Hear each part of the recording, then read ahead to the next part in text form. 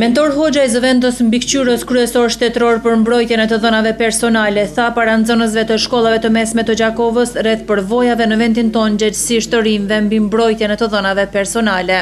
Ky prezantimi të dhënave u bë në kuadër të fushatës Privatësia në epokën digjitale që po mbahet në disa komuna të Kosovës.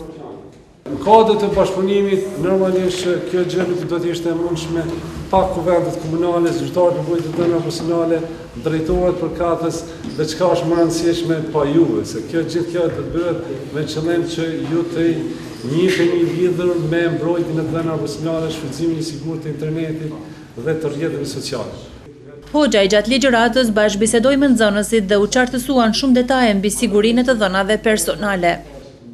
Republika e Kosovës, në bazë të gjitha analizave të cilat jemi bërë në nivel vendi dhe në nivel regional, shfrytëzuesi më i madh i internetit jemi në region, dhe atë kryesisht nga Rimnia. Për atë dhe ne si Agjencia Shtetërore për Mbrojtje të Dhënave kemi marrë iniciativën që të kemi këtë lloj seminare dhe trajnime.